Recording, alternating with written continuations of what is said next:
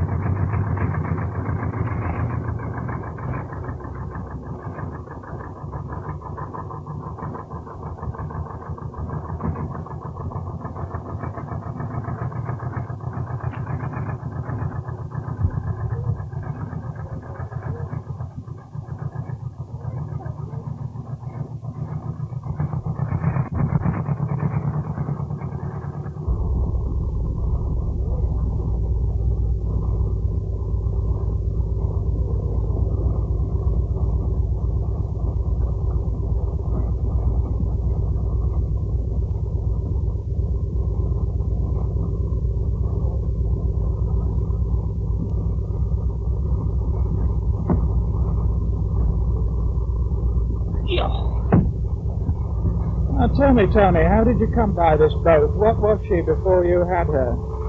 Well, she was owned by British Waterways Board out on hire to Willow Wren Canal carriers up to about 1968. And then they handed her back to the British Waterways, and she was laid up for sale.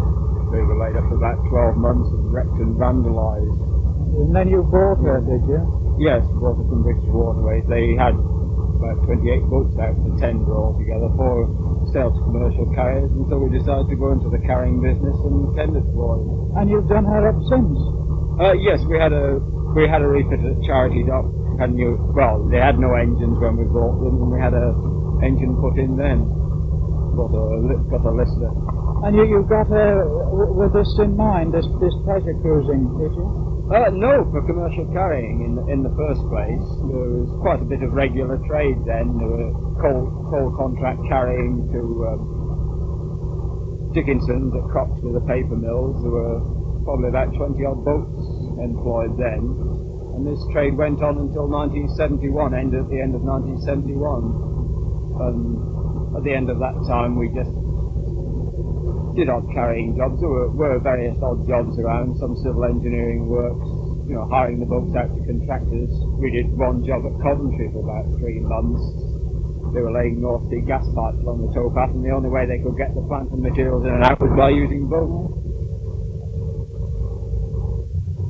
Very little waterborne traffic comes in here. I don't even know if Williams and Farms actually bring anything in by barge now. At one time they were a considerable user of barge transport, but now they find it cheaper to load the stuff direct at Sharpness and take it right up to the Midlands by road rather than I see. tranship it from barges here. They're using road transport. Yeah. We used to have a depot in Birmingham. We were trying to get a contract to carry timber to a depot, but they, with the value of real estate in Birmingham, they found they could afford to close the depot down and put it for an office block, I believe. Yeah, we didn't get any traffic from them. Do you see a future for inland waterways transport? Not on the scale that we run it with narrowboats. I mean, they're a ridiculously small transport unit, really. They're not, except in very specialised circumstances, they're not really an economical payload to a pair of boats, not with the labour and the travelling.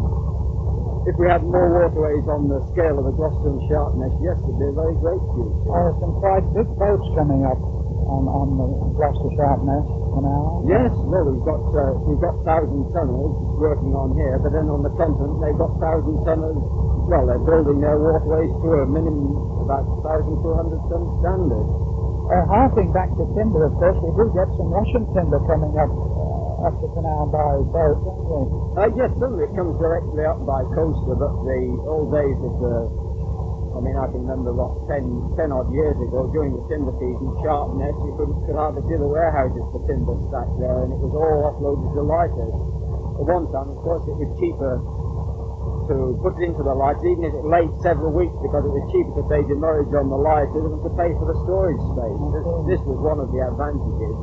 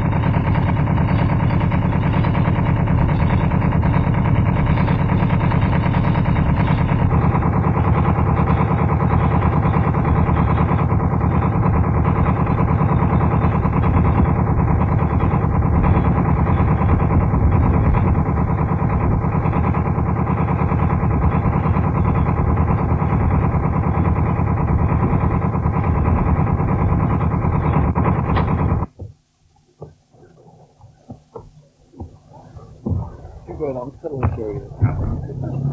Thank you very much. Bye. See you again, yes. You too. Yes.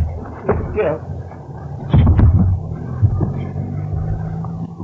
Well, I've thoroughly enjoyed this trip, Tony. I think it does show that there is a future for canals as far as pleasure craft's concerned, at any rate. Well, I think there is certainly. The wheels hardly been scratched yet. I think we need more canals, certainly. I think we need a lot of improvement to make it more attractive for people. Of course, there are one or two societies who are active in that direction. I believe you belong to one yourself, don't you? Yes, I'm with the Stroudwater Canal Society. It seems ironic that when we named our company Stroudwater, it was more of a joke than anything, really. You know, we never even considered the Stroudwater and anybody would ever think of trying to reopen it again, you know. Anyway, this is the thing to do, you reckon? Yes. Well, I think that we have, with the whole accent on pleasure and recreation coming, and I mean, we're getting more people and more people can afford boats. We need every inch of waterway that's going.